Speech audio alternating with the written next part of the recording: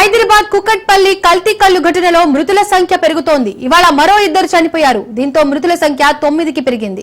గాంధీ ఆసుపత్రిలో చికిత్స పొందుతూ గంగారం అనే వ్యక్తి మృతి చెందాడు.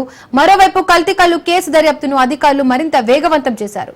కల్లులో ఆల్ఫ్రాజోలం మత్తు టాబ్లెట్లతో పాటు మురికి నీళ్లు కలిసినట్టు గుర్తించారు. అధికారులకు ఈ నివేదిక అందినట్లు సమాచారం. కాగా ఇదే ఘటనలో మరికొంతమంది బాధితులు వివిధ ఆసుపత్రుల్లో చికిత్స పొందుతున్నారు.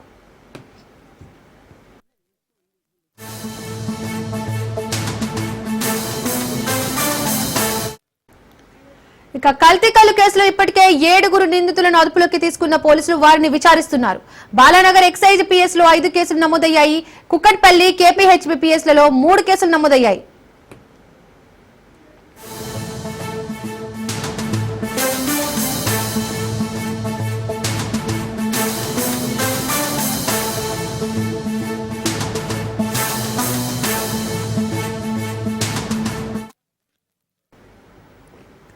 ఇక మరోవైపు కల్తీ కల్లు ఘటనపై మానవ హక్కుల కమిషన్ లో పిటిషన్ దాఖలు చేశారు.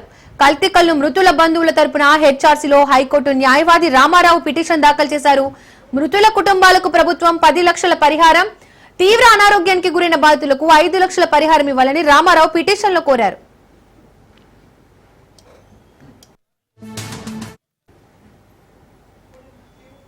ఇక ఈ ఘటనకు సంబంధించి పూర్తి అప్డేట్స్ మా ప్రతినిధి రత్నకుమార్ ఫోన్ ద్వారా అందిస్తారు. రత్నకుమార్, కల్తీ కల్లు ఘటనపై మీ దగ్గర ఉన్న అప్డేట్స్ ఏంటి?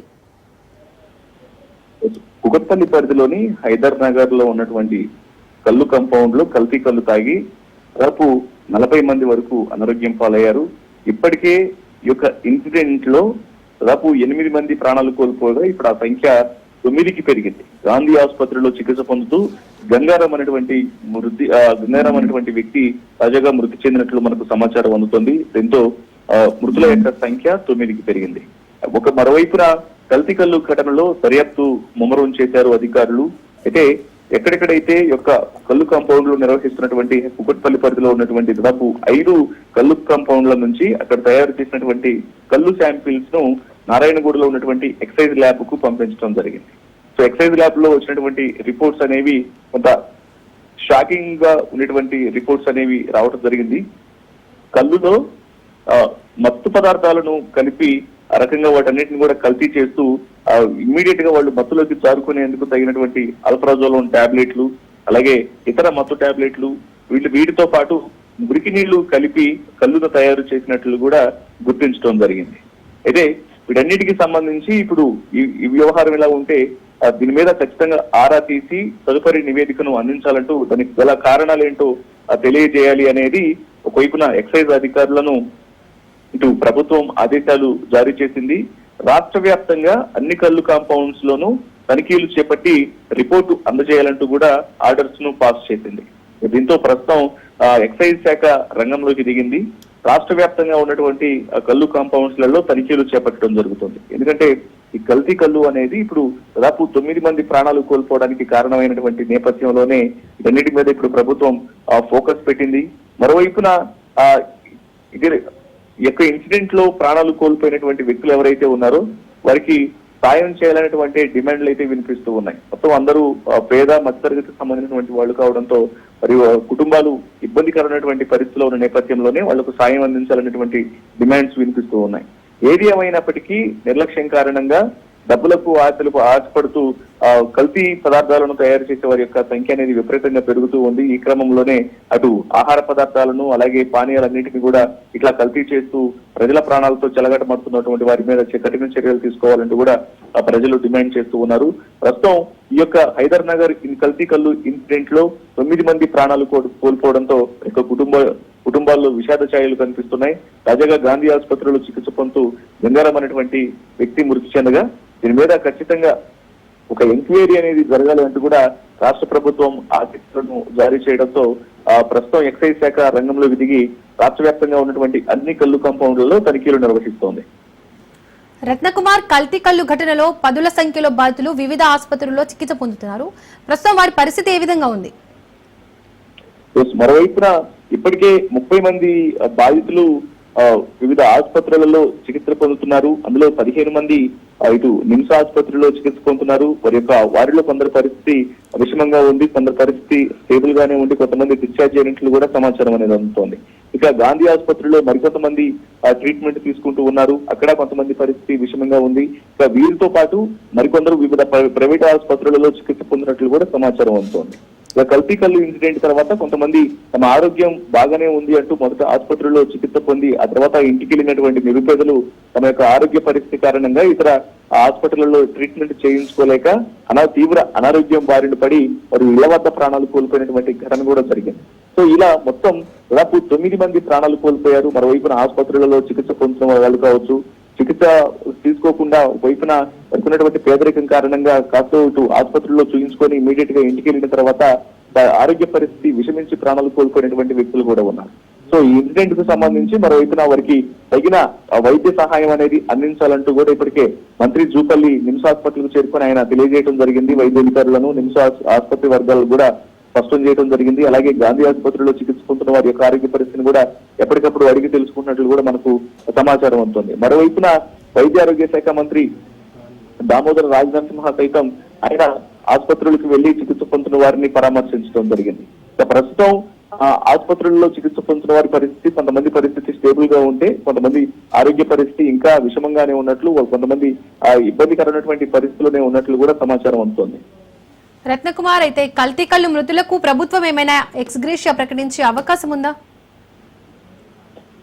ఇక ఇన్సిడెంట్ లో ఇప్పటి వరకు ప్రభుత్వం నుంచి ఎటువంటి రెస్పాన్స్ అనేది లేకుండా పోయింది. కేవలం ఇటు జరిగినటువంటి ఇన్సిడెంట్ మీద ఎంక్వైరీ చేయించడం, ఎవరైతే బాధ్యులు ఉన్నారో ఆ బాధ్యుల మీద చర్యలు తీసుకోవడం, అలాగే రాష్ట్ర వ్యాప్తంగా ఉన్నటువంటి కల్లు కాంపౌండ్లకు సంబంధించి కూడా అక్కడ ఎంక్వైరీ చేసి రిపోర్ట్ ను తయారు చేయించడం, ఎక్కడ అయితే కల్తీ కల్లు అనేది అమ్మకాలు అనేవి జరుగుతూ ఉన్నాయో వాటన్నిటి మీద కూడా చర్యలు తీసుకోవాలంటూ కూడా ఇటు ప్రభుత్వం నుంచి ఆదేశాలు వెళ్ళాయి తప్ప ఇప్పటికే ప్రాణాలు కోల్పోయిన వారి యొక్క పరిస్థితికి సంబంధించి వారికి ఇచ్చినటువంటి ఆర్థిక సాయానికి సంబంధించి కూడా ప్రభుత్వం నుంచి ఎటువంటి స్పందన అనేది లేదు. అయితే కుటుంబాలు మాత్రం తమ వారిని కోల్పోయినటువంటి బాధలో ఉన్నటువంటి ఆ కుటుంబాలు 9 మంది కుటుంబాలు ఖచ్చితంగా తమను ఆదుకోవాలనేటువంటి విషయాలన్నింటినీ కూడా తెలియజేస్తూ ఉన్నాయి. మరి ప్రభుత్వం దీని మీద స్పందిస్తుందా లేదా అని వేచి చూడాల్సిన అవసరం ఉంటుంది. Right, thank you Ratnakumar.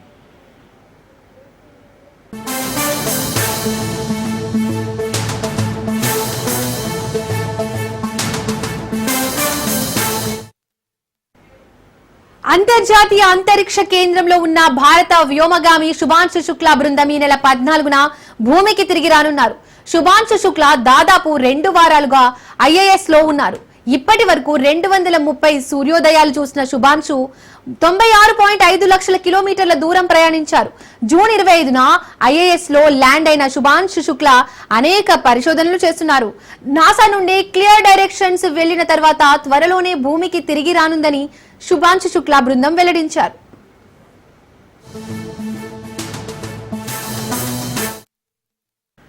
భూమికి 250 మైళ్ల ఎత్తులో ఉండి తీరిక సమయాల్లో ఫోటోలు, వీడియోలు తీస్తూ సరదాగా గడిపింది. భూమిపై ఉన్న తమ ప్రియమైన వారితో సంభాషించడంతో పాటు మన గ్రహాన్ని వారి కెమెరాల్లో బంధించారు. రోజు వారి బిజీ షెడ్యూల్ నుండి ఇవి కాస్త ఉపశమనం కలిగిస్తాయి అని యాక్సియం స్పేస్ ప్రకటించింది.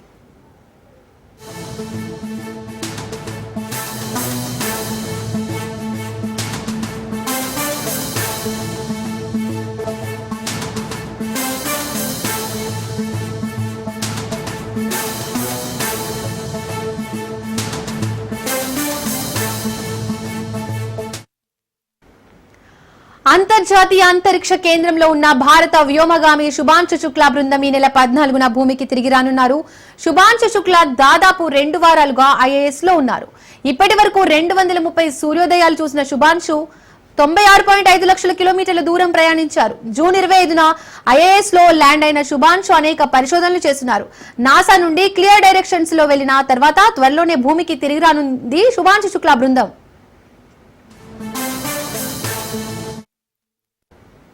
భూమికి 250 మైళ్ల ఎత్తులో ఉండి తీరిక సమయాల్లో ఫోటోలు వీడియోలు తీస్తూ సరదాగా గడిపింది. భూమిపై ఉన్న తమ ప్రియమైన వారితో సంభాషించడంతో పాటు మన గ్రహాల్ని వారి కెమెరాల్లో బంధించారు. రోజు వారి బిజీ షెడ్యూల్ నుండి ఇవి కాస్త ఉపశమనం కలిగిస్తాయని యాక్సియం స్పేస్ ప్రకటించింది.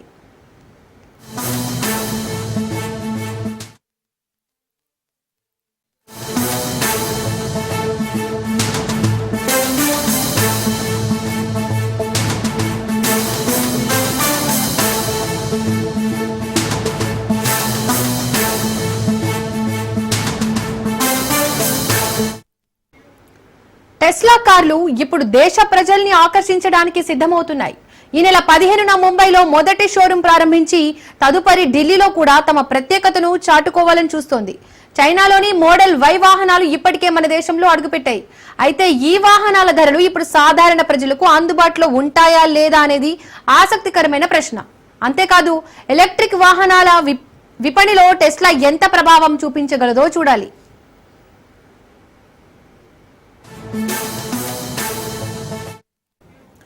యూరప్, చైనాలో అమ్మకాలు తగ్గుతున్న నేపథ్యంలో టెస్లా వృద్ధిని వెతుకుతోంది. ప్రపంచంలోనే 3వ అతిపెద్ద ఆటోమొబైల్ మార్కెట్ అయిన భారత్ లో టెస్లా అధికారికంగా తన కార్యకలాపాలను ప్రారంభిస్తోంది. చైనా ఫ్యాక్టరీ నుండి model Y rear wheel drive SUVలు ఇప్పటికే భారతదేశానికి చేరుకున్నాయి. ముంబైలో మొదటి షోరూం, ఆ తర్వాత న్యూఢిల్లీలో మరో షోరూం తెరవనున్నారు.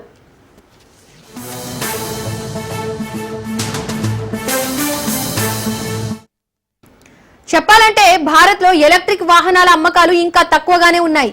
కొత్త ప్యాసింజర్ వాహన అమ్మకాలలో ఇవి కేవలం 5% మాత్రమే. ప్రీమియం కార్ల మార్కెట్ అయితే 2% కంటే తక్కువగా ఉంది. అయితే ఇప్పుడు టెస్లా కార్ల ధర ఎక్కువగా ఉండడం కూడా ఒక సవాలుగా మారే అవకాశం ఉందని మార్కెట్ వర్గాలు అంచనా వేస్తున్నారు.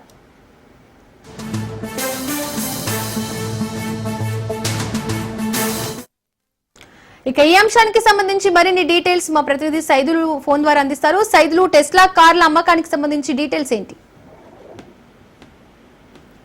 టెస్లా కారు ఇప్పుడు దేశ ప్రజలను ఆకర్షించడానికి సిద్ధమవుతున్నాయి. ఈ నెల 15న ముంబైలో మొదటి షోరూం ప్రారంభించాలని ఒక నిర్ణయానికి వచ్చారు.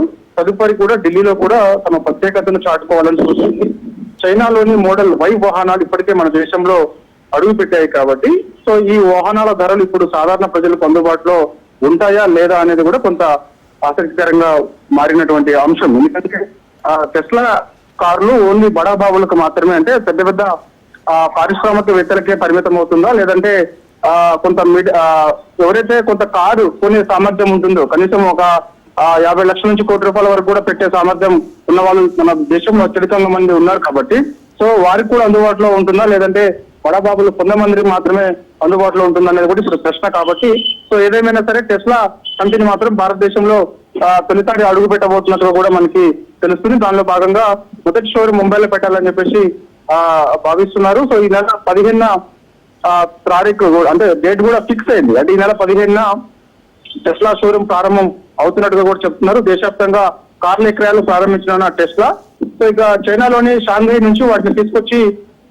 తీసుకొస్తున్నట్టుగా కూడా మనకైతే సమాచారం ఉంటుంది. ఢిల్లీలో కూడా షోరూం ప్రారంభిస్తే మాత్రం దాదాపుగా అందరికీ ఇక అందుబాటులో టెస్లా కార్లు ఉండొచ్చు అనేది కూడా చెప్తున్నారు. దాని ద్వారా భారతదేశంలోని మిగతా రాజధానులకు కూడా పరిమితం అవుతుందని చెప్పేసి కూడా చెప్తున్న పరిస్థితి కనిపిస్తుంది. మొదటగా ఈ నెల 15న మాత్రం ముంబైలో మొదటి షోరూం ప్రారంభిస్తారు. దాని తర్వాత ఢిల్లీ తర్వాత ఇక బెంగళూరు, హైదరాబాద్ లాంటి రాజధానిలో కూడా పెట్టాలని ఒక నిర్ణయానికి వచ్చినట్టు కూడా తెలుస్తుంది. తర్వాత అది నిర్ణయం టెస్లా చెందినటువంటి కొందరు ఎవరైతే ఎంప్లాయీస్ ఉన్నారో వారు ఒక నిర్ణయానికి వచ్చి ఫర్దర్ గా ఇక్కడ మన బెంగళూరులో కూడా పెట్టేందుకు కూడా కొంత ఆసక్తి ఉన్నట్టు కూడా మనకి సమాచారం అయితే అందుతుంది. ఎందుకంటే యూరోప్, చైనా అమ్మకాలు తగ్గుతున్న నేపథ్యంలో టెస్లా వృద్ధిని ప్రత్యేకించి చాటుతుందని చెప్పవచ్చు. ప్రపంచంలోనే 3వ అతిపెద్ద ఆటోమొబైల్ మార్కెట్ అయినటువంటి భారతదేశంలో టెస్లా అధికారికంగా కార్యకలాపాలను ప్రారంభిస్తే మాత్రం ఖచ్చితంగా టెస్లాకి చాలా మంది ఆకర్షితులు అవుతారు. టెస్లా కార్లు కూడా కొనేందుకు చాలా మంది ఇంట్రెస్ట్ చూపుతున్నారు అనేది కూడా చాలా మంది చెప్తున్నటువంటి పరిస్థితి, నిపుణులు చెప్తున్నటువంటి పరిస్థితి కనిపిస్తుంది. ఎందుకంటే మనకి ముంబైలో మొదటి షోరూమ్, ఆ తర్వాత న్యూఢిల్లీలో మరో షోరూమ్ ఓపెన్ కాబోతుంది. కాబట్టి చాలా మంది కూడా ఈ యొక్క టెస్లా కార్లు కొనేందుకైతే ఆసక్తి. ఎలాన్ మస్క్ మొత్తం ప్రపంచవ్యాప్తంగా కూడా తన యొక్క సమస్య విస్తరించాలని చెప్పేసి కూడా భావిస్తున్నారు. దానిలో భాగంగా తొలిసారిగా 2015వ తారీఖు మన భారతదేశంలో తొలి షోరూమ్ టెస్లా షోరూమ్ ఓపెన్ కాబోతుంది. సైద్లు, అయితే టెస్లా కార్ల షోరూమ్లు ఇప్పటికే ఎన్ని దేశాల్లో ప్రారంభమయ్యాయి? అక్కడ విక్రయాలు ఏ విధంగా ఉన్నాయి? ప్రపంచవ్యాప్తంగా ఇప్పటి వరకు అయితే దాదాపుగా 22 దేశాల్లో టెస్లా ఇచ్చినటువంటి షోరూమ్స్ ఓపెన్ అయ్యాయని కూడా చెప్తున్నారు. సో అక్కడ సిచ్యువేషన్ చూస్తే మాత్రం టెస్లా కార్డ్ ను పెద్ద మొత్తంలో కొనుగోలు చేస్తున్నట్టు కూడా చెప్తున్నారు. కాకపోతే మరి ఆయా దేశాల పరిస్థితి వేరుంటుంది, మన దేశ పరిస్థితి వేరుంటుంది కాబట్టి భిన్నంగా ఉంటాయి కాబట్టి సో మరి అందుకు ఈ యొక్క టెస్లా కార్లు ఇక్కడ ఏ విధంగా మనకి అందుబాటులో ఉంటాయి, లేకపోతే కొందరికి మాత్రమే ఇంతకుముందు మనం చెప్పినట్టుగా పారిశ్రామికవేత్తలకు మాత్రమే పరిమితం అవుతుందా, లేకపోతే అందరికీ కూడా ఇది టెస్లా కార్లు మనకి మన అందరికి కూడా ఉపయోగపడతాయి ఏంటనేది కూడా ఇప్పుడు మనకి తెలియాల్సింది.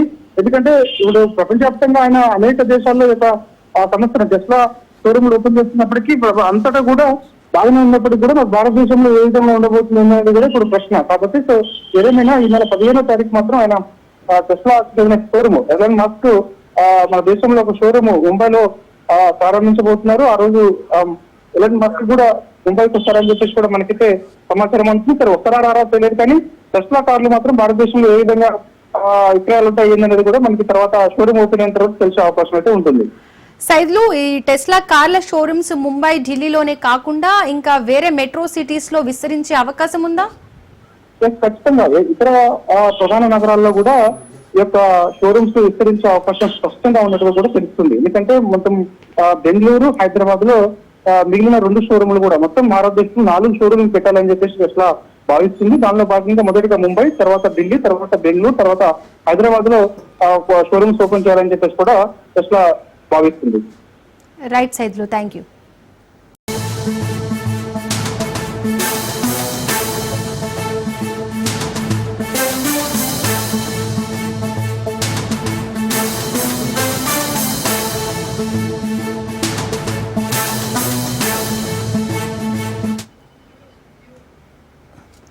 ఏపీ లిక్కర్ కేసు దర్యాప్తు మరింత స్పీడప్ అయింది. లిక్కర్ కేసులో మాజీ ఎంపీ విజయసాయికి మరోసారి నోటీసులు జారీ అయ్యాయి. రేపు ఉదయంకి 10 గంటలకు విచారణకు రావాలని సిట్ నోటీసుల్లో పేర్కొంది. కాగా ఇప్పటికే సిట్ కేసుల్లో విజయసాయి విచారణకు హాజరయ్యారు.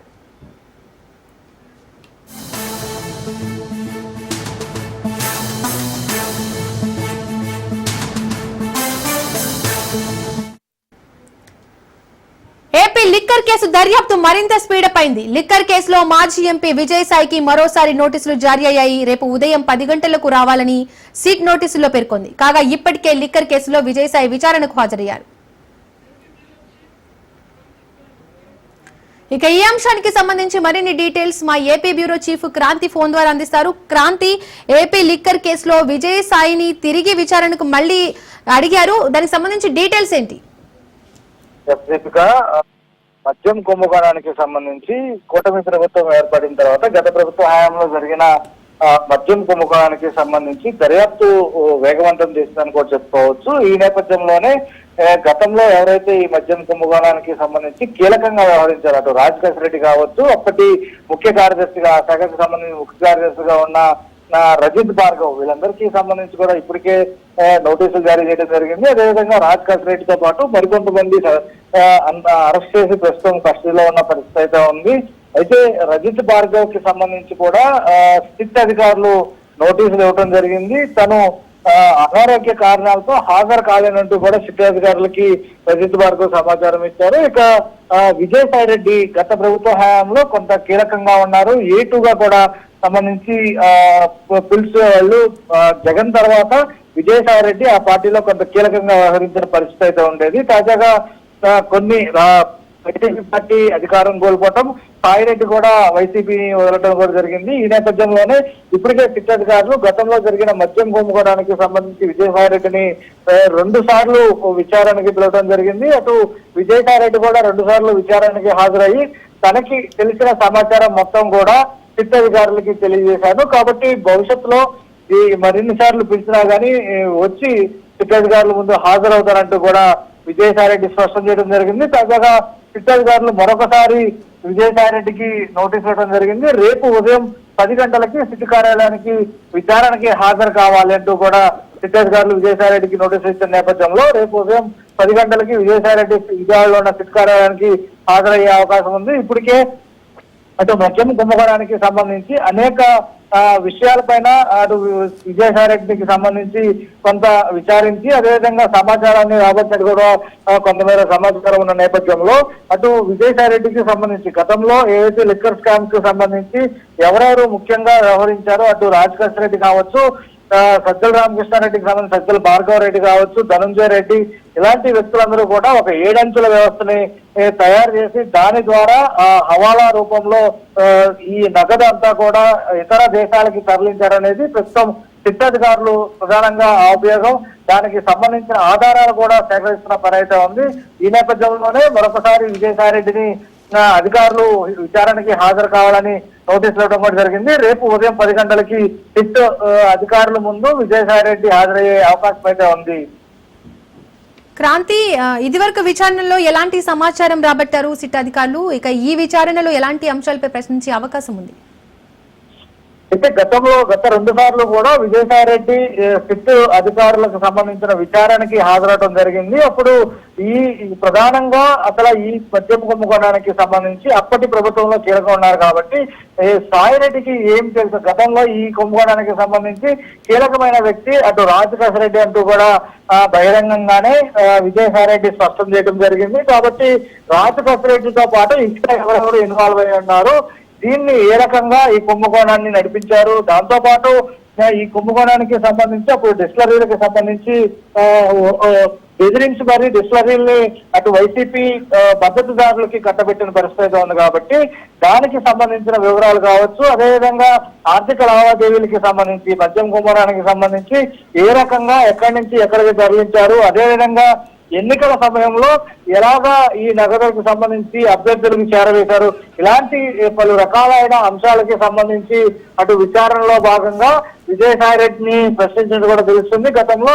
అయితే ఈసారి కూడా కొంత అటు ఎవరైతే ఈ రాజకేశ్వర రెడ్డి కావచ్చు, అటు ధనంజయ రెడ్డి ఇతర వ్యక్తుల దగ్గర నుంచి కూడా కొంత కీలకమైన సమాచారం వచ్చినట్టు కూడా సిట్ అధికారులు భావిస్తున్న నేపథ్యంలో వాటి ఆధారంగా ఈసారి విజయసాయి రెడ్డిని కూడా కొంత విచారించే అవకాశం ఉంది. మరికొంత సమాచారం విజయసాయి రెడ్డి నుంచి కూడా తెలుసుకునే అవకాశం కనిపిస్తుంది. ఈ నేపథ్యంలోనే అటు రజిత్ భార్గవ్ కూడా విచారణకు హాజరైతే అతని దగ్గర నుంచి కూడా కొంత కీలకమైన అంశాలు ఈ విచారణలో వచ్చే అవకాశం ఉందని కూడా సిట్ అధికారులు భావిస్తున్న నేపథ్యంలో ఇటు రేపు విజయసాయి రెడ్డి విచారణకి హాజరు కానున్నారు. విజయసాయి రెడ్డి రేపు ఉదయం 10 గంటలకి హాజరైన నేపథ్యంలో ఈ పలు అంశాలకి సంబంధించి ఇప్పటికే ఈ సిట్ అధికారులు ఈ అంశాలకు సంబంధించి కొంత లోతైన దర్యాప్తు చేస్తున్నారు. విదేశాలకు సంబంధించి ఏదైతే నగదు తరలి వెళ్ళిందో దానికి సంబంధించిన సమాచారం అంతా కూడా సేకరిస్తున్న పని ఉన్నారు. అయితే ప్రస్తుతం ఈ అంశానికి సంబంధించి కూడా విజయసాయి రెడ్డిని ప్రశ్నించే అవకాశం అయితే ఉంది. అయితే విజయసాయి రెడ్డి గతంలో లాగే ఏ రకంగా సిట్ అధికారులకి సహకరిస్తారు, సిట్ అధికారులు అడిగిన ప్రశ్నలకి సంబంధించి ఏ మేరకు సమాధానం ఇస్తారనేది కూడా రేపు తెలిసే అవకాశం అయితే ఉంది. Thank you Kranti.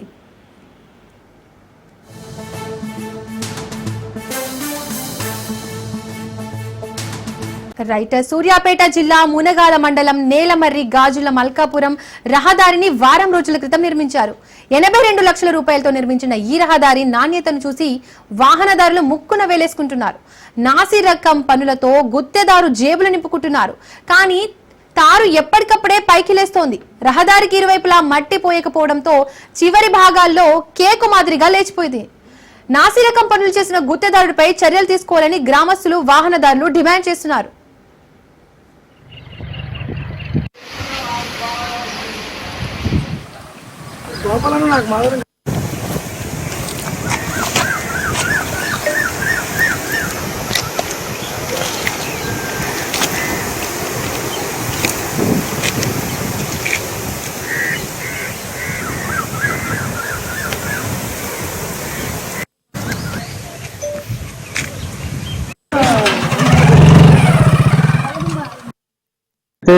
నేలమరి నుంచి పక్క ఆమ్రేడ్ గ్రామం అయిన కొలిచెట్టిగూడెం గ్రామానికి 81,90,000 రూపాయల వ్యయంతో ఈ రోడ్డు నిర్మించడం జరిగింది. దాంతో పాటు ఈ వ్యయంలో ఉన్నటువంటి రోడ్డు డామర్ రోడ్డు మినిమం 5 ఇంచులు వేయాలనేది సిస్టమ్ లో ఉంది, గవర్నమెంట్ సిస్టమ్ లో. కానీ దీనికి వచ్చేసి ఇక్కడ చూసినట్టయితే 1 ఇంచున్నర మందమే ఈ రోడ్డు వేయడం జరిగింది. ఆల్రెడీ ఈ రోడ్ లో పోతున్నటువంటి వెహికల్స్, చిన్న వెహికల్స్ పోయినా కూడా ఈ రోడ్డు ఖరాబ్ అవుతుంది. కాబట్టి దీన్ని దృష్టిలో ఉంచుకొని పై అధికారులకు తెలియజేస్తా ఉన్నాం. దీన్ని మళ్ళీ రీఆల్విషన్ వేసి మళ్ళీ దీన్ని డబల్ రోడ్డు వేయాల్సిందిగా గ్రామం నుంచి, నేలమరి గ్రామం నుంచి గ్రామ పెద్దలుగా, గ్రామ ప్రజానీకం కూడా అదే కోరుకుంటుంది. అదే విధంగా మళ్ళీ చేయాలని కూడా మా యొక్క విజ్ఞప్తి.